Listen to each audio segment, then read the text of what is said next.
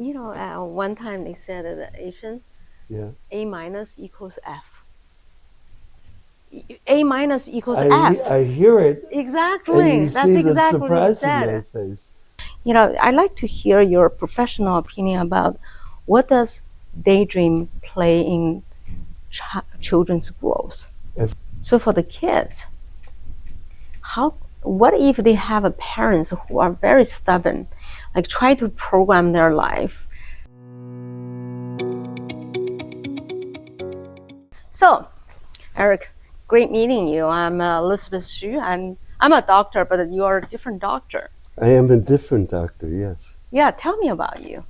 Oh, about me? Well, I'm a clinical psychologist who has been practicing for more than 50 years. 50 years? You started to practice when you were a kid? That would be nice. No, I was grown. And I teach in person and online all over the world, and still have a practice where I see people online. And therapists are often uncomfortable working online because it's such a personal relationship. But I find it's like making house calls. You see the person's family, their art on the wall, the kids, cat. So you get to know them in a more multi-dimensional way. I think so, yeah. Yeah.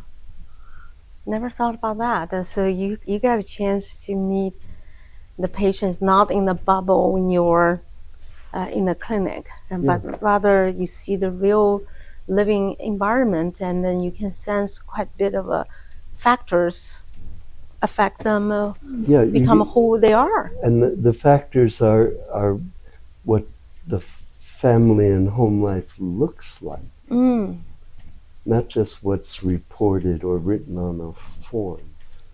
And the model for this is, when I was a kid, we had a family doctor, Dr. Brockman. When I was sick, he would come to our house. Okay. I knew his son. He would chat with my mom and dad while they boiled the water for an injection. For a syringe. Wow. It was less scary for a kid. That's true. That's true. Because I knew him. He was a nice man and thoughtful, and he didn't have any distractions of being in his office with his nurse, and so he and my dad would talk in the kitchen, and that's my view of doing therapy as a psychotherapist, not a research psychologist. Ah, that's quite interesting. Yeah. Yeah.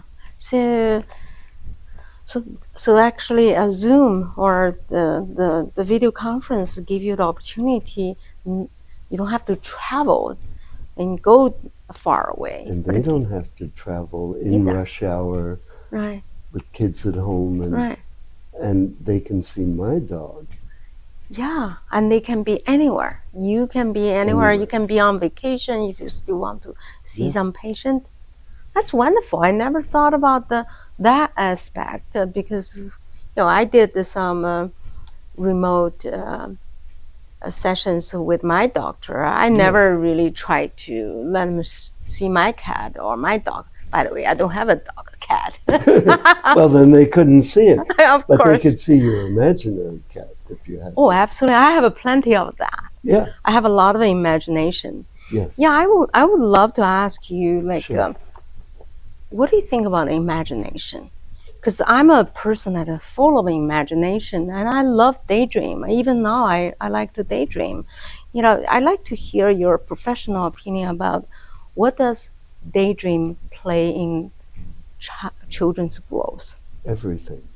Everything? Daydream is that important? Yeah. Wow. The alchemists, the ancient guys who were trying to turn base metal into gold, and made a distinction between fantasy and true imagining. Yeah. True imagining they thought was very productive. Okay. So an example of fantasy is, oh, maybe a fairy godmother will come and introduce me to a prince, right? A Right. Cinderella story. Yeah. And it's harmless, but it's wistful. It doesn't tell you anything you can do. Mm-hmm. Yes. And true imagining is a practice for living, for doing different things with different people, for dealing with difficulty or distress. Yeah. Here's an example of true imagining. Alex Honnold, the great rock climber, climbed Half Dome in Yosemite. I know that. Solo, free solo, by himself without ropes. Okay. This huge rock Very face. steep. Yeah. And I like to learn psychology from interviews like this one, I see. not from essays Uh-huh. or textbooks. Yes. So what does Alex Honnold say? He says, the whole climb I was frightened. And there are two kinds of fear. Bodily fear, which tells you where the danger is, Right. and emotional fear Uh-huh. that gets in your way. Yeah. So the fear, actually the physical fear protects you. The emotional fear prevents you from doing something that actually you're capable to do, but because you're scared. that's right. And here's what he said. He said, of course I train all the time. And I practice climbing in the real world. But when he prepares for a climb, he imagines, he visualizes. That's what he said. I visualize climbing. And all the mistakes that can happen or the difficulties, because they're holding on, he's holding on with his whole body weight to something as big as the microphone. Yeah. A little protuberance on a rock. And so he practices in his mind, in his imagination, suppose that piece of rock crumbles or a big rock tumbles from the top of the mountain. What do I do? And he imagines an acrobatic move to grab a different hold. So in your imagining, you could think about giving a talk or work or a romance or a family matter, not as a problem to read about, but as something to practice the way through and past. And like a climber, who's helping you? Is it solo?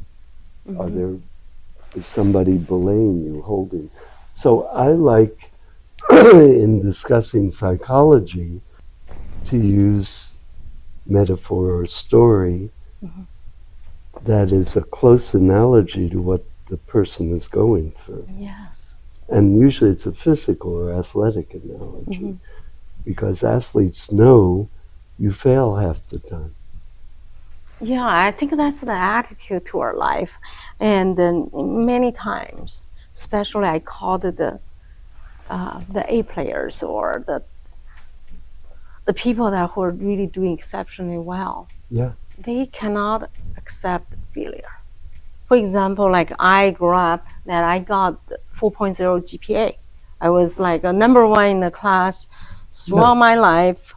And then the second person was not even close. So I think the first time I got a B, I cried for half hour in front of everyone. Right. I was so mad. That was in my graduate school. I was getting my PhD. I got my B. I was really sad. I was really mad at myself. Yes.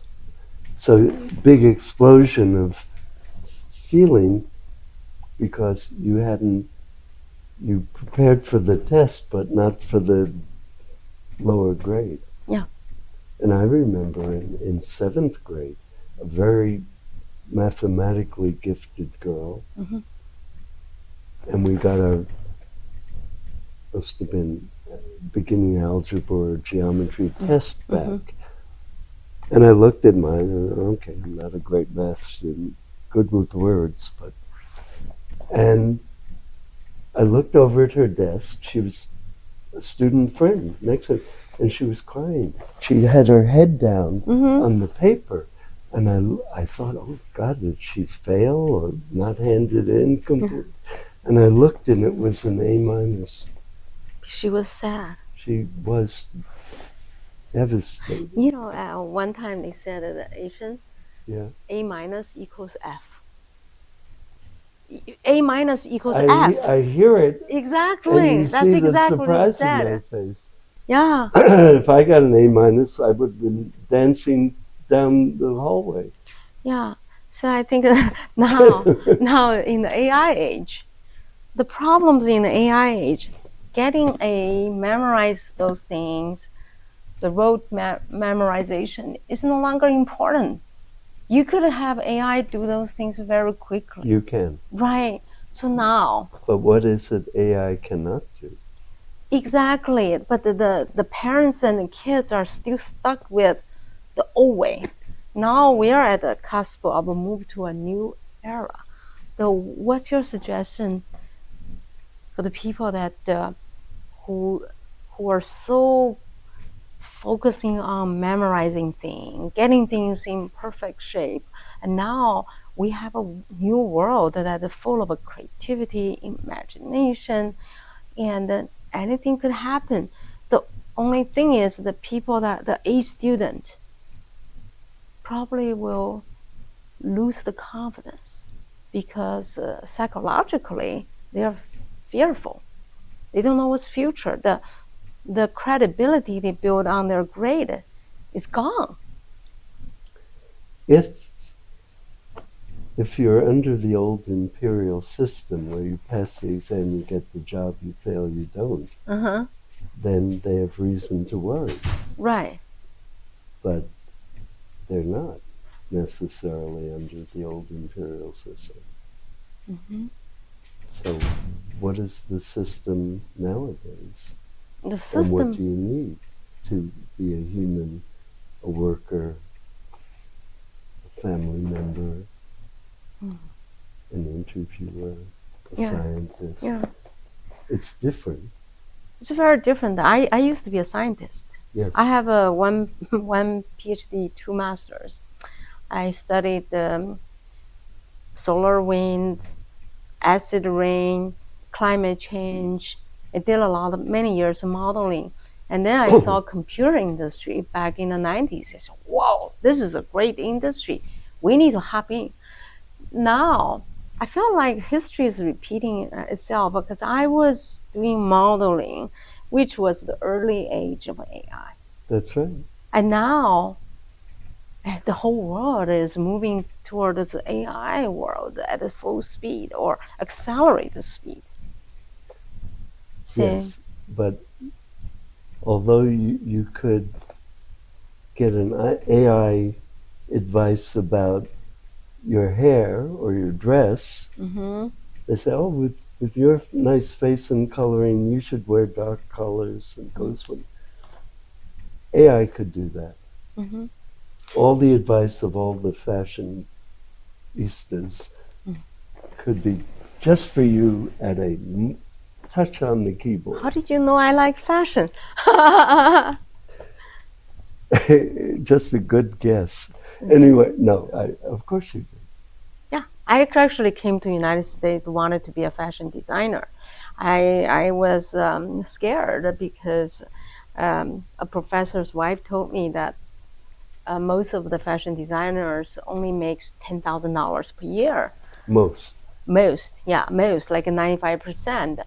Most of the PhD scientists don't make a huge amount either. Yeah, so that's why I left. I didn't become a fashion designer. I did not become a professor, and nor the research scientist. I went to computer science. I became a C-level executive. But in the meanwhile, I still remember my old passion, which is the research and university. So I co-started this university, California Science Technology University, right? And you talk about fashion. Maybe fashion is the next thing I'm going to do, since AI can give a lot of fashion advice and then can help us with the fashion design. What AI cannot do is create something new that's not a hallucination. Yeah, you're talking about the hallucination of AI. Yeah. Because the eagerness to let AI decide things is scary to me. It's like people who try to navigate their romantic life when they're young women by reading women's magazines and talking to their girlfriends. And what I always say is, you're talking to the wrong people. If you want to understand men, you have to talk to the men. And if you want to understand women, you have to listen to the women. That's interesting. You use the word, you have to talk to the man, you have to listen to the woman. Yeah. So that's how you teach your patient. So everyone needs to listen to the women and talk to the man. That's how the healthy relationship is going on. It would be a healthy relationship. A type, one type. One type. Because the idea that you will get a uniform AI-derived directive. My son teaches AI to kindergartners. And he teaches in a K-8 private school here.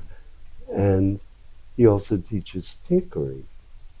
Okay. So the kids learn robotics with simple programs. Yes. Programming.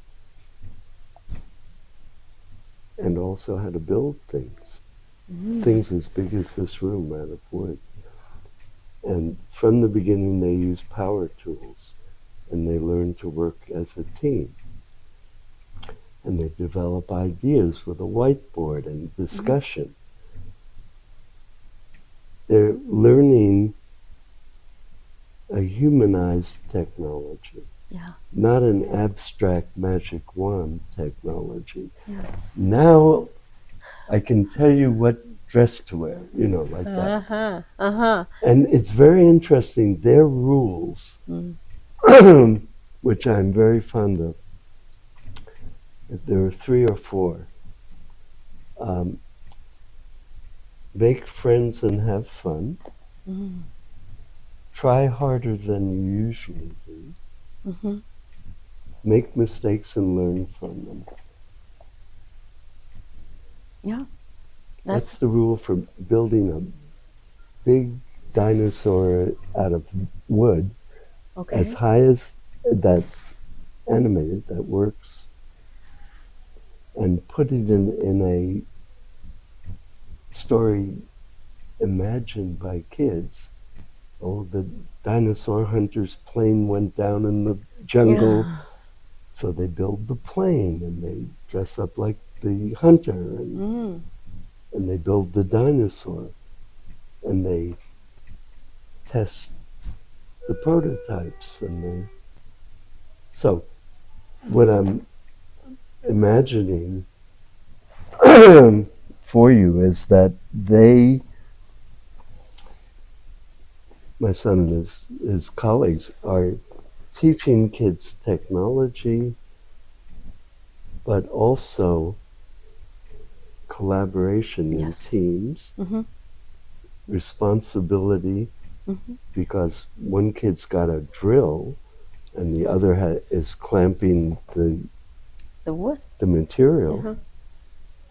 And there are photos, and so I look at the kids, and they are softly focused, like in a trance, just on what they're doing, like anyone doing anything important. So they're not distracted by anything Kids else. are They're not just focused on one thing. They're distractible. Yeah. You could say, yell their name, and they would turn. Mm-hmm. But if they're using a chop saw or some other dangerous thing, they're focused and in trance. Mm-hmm. So that's what AI does not teach or do. Yeah, that's true.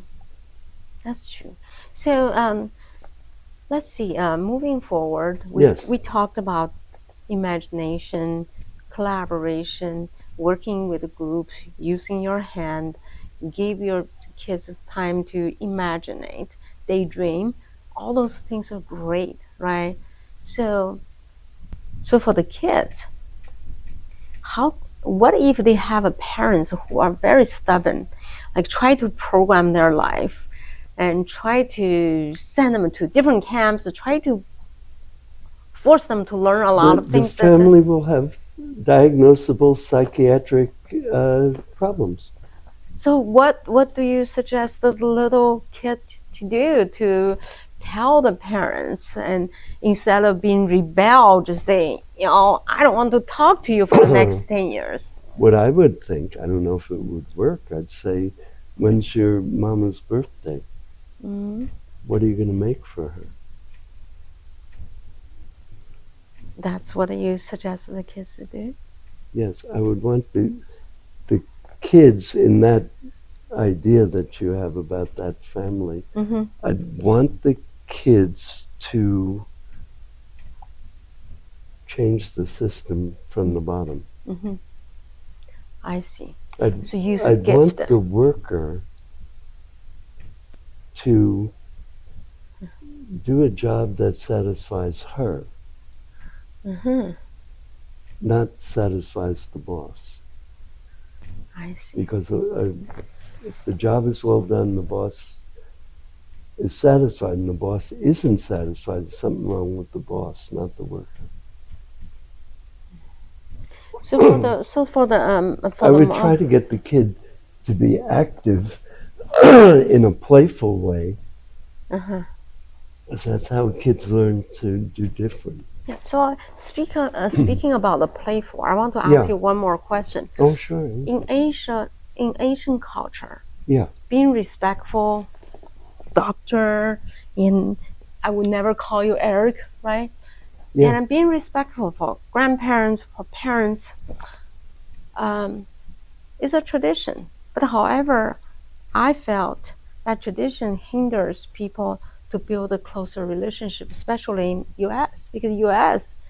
people are more relaxed. People like to be buddy-buddy, right? But the kids who grew up in Asian culture, they have a resistance. They have like an arm's length distance. They don't want to get too close with you because they felt that's disrespectful. So what do you think about this For that, I problem? think, I'm sorry. For that, I want to know, what does this word mean? Respect. What does that mean? Not conceptually. Mm-hmm. Yes, it means if I'm with my grandmother, I don't yell or something. Mm-hmm. What else does it mean? Does it mean I do what she tells me? Mm-hmm. Depends what she tells me. In the Army, in America, not the PLA, I'm sure, but in America, part of the soldier's training is to resist an unlawful order. So we should do the same thing at home as well. Yeah. I really like the way. Yeah. I think so. Really like the way you said that. You just really look into the definition of being respectful. Maybe you should change that instead of being respectful. Change it to care about that person. Show your care. Care is respectful. Take care of your grandmother. She's old. She's sick. or even Mm-hmm. her memory is not so good. Right. So to be respectful to grandma now is different from being respectful when she was 25 and said, clean up your mess. Mm-hmm. Yeah, that's true. So that's I think the difference between a standardized direction in life, get A's, go to graduate school, get degrees, and then you can teach at a university, did not cover your career. No. Because you invented a university. Yeah, I decided to do the other way, yes. No grandparent would have told you, now when you grow up, you have to be ready to, and it's got to be called the California Science and Technology University. You put it in California in America, and because nobody could imagine. Mm-hmm. Yeah, that's something called beyond my imagination. But I had a daydream, and my daydream... So no one could have told you. Yeah, but I had a dream. I wanted to do something different. Yes. Yeah. So when a kid has that dream, it's respectful to encourage the dream. Mm-hmm. Not to say, first of all, you should get married and have your one child, and or you should make $10 million to help the family. Mm-hmm. And they can be valid, but what you point to from the beginning to the end of our discussion is, it wasn't my dream. Yeah, it wasn't. Yeah, exactly. What was my dream? It's something different. Yeah, a lot of parents say, I didn't know how to play piano. I wanted to give you all the opportunity. I pay big bucks. I want you to be the best piano player. But the kids doesn't want to play piano. That's your dream. I think a lot of parents try to live their kids' life and also ask their kids to live their life to really realize the dream they did not realize. Yes, because I think that's cruel. The parents' dreams were limited. Yeah. By life and right. circumstance, where they didn't have the skill to do what they dreamed they wanted. So what happens? They tell the children, you have to not dream. Just follow. Be like me. Hard work, give up your dreams, marry the person your parents choose.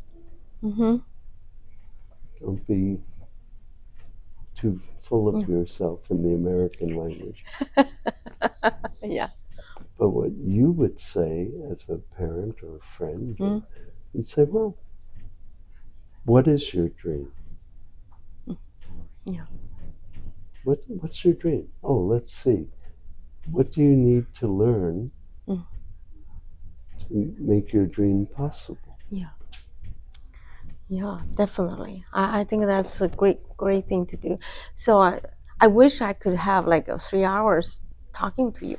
I'll make another appointment with you. That's we can go have a real dinner and a lunch and then have a conversation. Deal. I would like that. Yeah, thank you. Thank you for your questions. They're questions that I wanted to respond to, and I appreciate the interview. Thank you so much, Erica. I will make the appointment with you, and I'll invite you to Saratoga Country Club. I will go. Okay. All right. Thank you so much.